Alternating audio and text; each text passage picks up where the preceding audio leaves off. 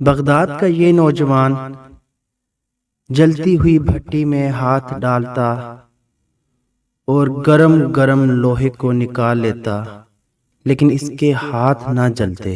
السلام علیکم ناظرین کرام۔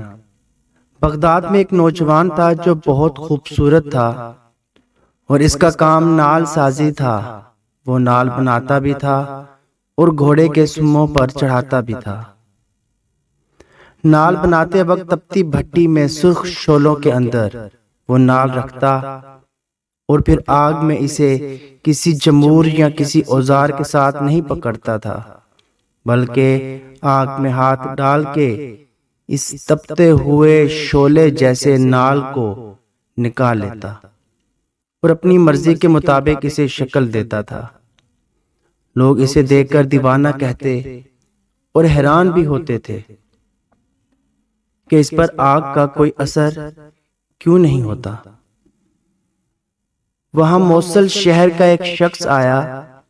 جب اس نے ماجرا دیکھا تو اس نے تجسس سے اس نوجوان سے پوچھا کہ اسے گرم گرم لوہا پکڑنے سے کیوں کچھ نہیں ہوتا۔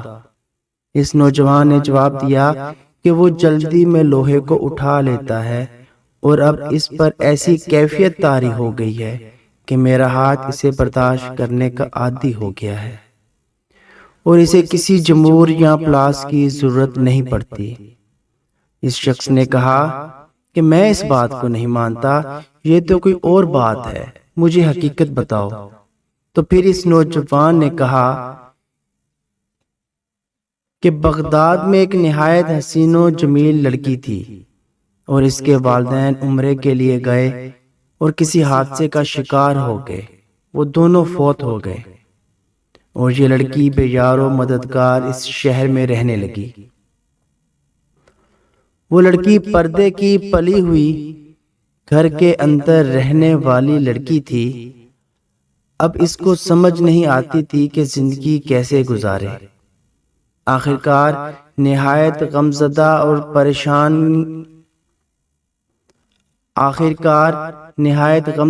اور پریشانی کی حالت میں وہ باہر سڑک پر نکل آئی۔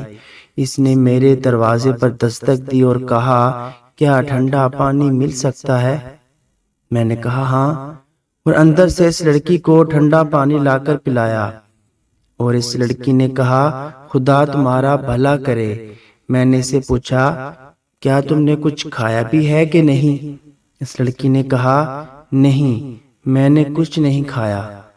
میں نے اسے اکیلے اس طرح پھرنے کی وجہ پوچھی تو اس لڑکی نے اپنے اوپر گزرا سارا واقعہ سنایا اور کہا کہ مجھے سمجھ نہیں آتی میں زندگی کیسے بسر کروں۔ میں نے اس سے کہا کہ تم شام کو یہیں میرے گھر آ جانا اور میرے ساتھ کھانا کھانا، میں تمہیں تمہاری پسند کا کھانا کھلاؤں گا۔ وہ لڑکی چلی گئی۔ اس نوجوان نے بتایا کہ میں نے اس کے لیے کباب اور بہت اچھی اچھی چیزیں تیار کیں۔ وہ شام کے وقت میرے گھر آ گئی اور میں نے کھانا اس کے آگے رکھ دیا۔ جب اس لڑکی نے کھانے کے لیے ہاتھ بڑھایا تو میں نے دروازے کی چٹکنی چڑھا دی اور میری نیت بدل گئی، کیونکہ وہ انتہا درجے کا ایک آسان موقع تھا جو میری دسترس میں تھا۔ جب میں نے دروازے کی چٹکنی چڑھائی تو اس لڑکی نے پلٹ کر دیکھا اور اس نے کہا کہ میں بہت مایوس اور قریب المرگ ہوں اور اس دنیا سے گزر جانے والی ہوں۔ اس نے مزید کہا، اے میرے پیارے بھائی، تو مجھے خدا کے نام پر چھوڑ دے۔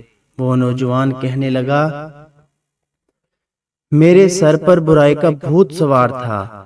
میں نے اس سے کہا کہ ایسا موقع مجھے کبھی نہیں ملے گا، میں تمہیں نہیں چھوڑ سکتا۔ اس لڑکی نے مجھے کہا کہ میں تمہیں خدا اور اس کے رسول کے نام پر درخواست کرتی ہوں کہ میرے پاس سوائے میری عزت کے کچھ نہیں ہے، اور ایسا نہ ہو کہ میری عزت بھی پامال ہو جائے اور میرے پاس کچھ بھی نہ بچے، اور پھر اس حالت میں اگر میں زندہ بھی رہوں تو مردوں ہی کی طرح جیوں۔ اس نوجوان نے بتایا، لڑکی کی یہ بات سن کر مجھ پر خدا جانے کیا اثر ہوا۔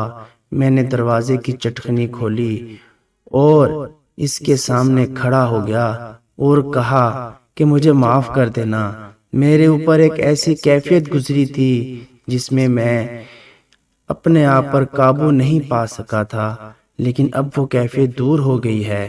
تم شوق سے کھانا کھاؤ اور اب سے تم میری بہن ہو۔ یہ سن کر اس لڑکی نے کہا کہ اے اللہ، میرے اس بھائی پر دوزخ کی آگ حرام کر دے۔ یہ کہہ کر وہ رونے لگی اور اونچی آواز میں روتے ہوئے کہنے لگی کہ اے اللہ، نہ صرف دوزخ کی آگ حرام کر دے بلکہ اس پر ہر طرح کی آگ حرام کر دے۔ نوجوان نے بتایا کہ لڑکی یہ دعا دے کر چلی گئی۔ ایک دن میرے پاس زنبور نہیں تھا اور میں بھٹی جلا کر نال گرم کر رہا تھا۔ میں نے زنبور پکڑنے کے لیے ہاتھ بڑھایا تو وہ دہتے ہوئے کولوں میں چلا گیا، لیکن میرے ہاتھ پر آگ کا کوئی اثر نہ ہوا۔ میں حیران ہوا اور پھر مجھے اس لڑکی کی وہ دعا یاد آئی، اور تب سے لے کر اب تک میں اس دہتی ہوئی آگ کو آگ نہیں سمجھتا ہوں، بلکہ اس میں سے جو چاہے بغیر کسی ڈر کے نکال لیتا ہوں۔ اگر آپ کو ہماری آج کی یہ ویڈیو پسند آئے تو اسے لائک کریں، شیئر کریں اور ہمارے چینل کو ضرور سبسکرائب کریں۔ جزاک اللہ۔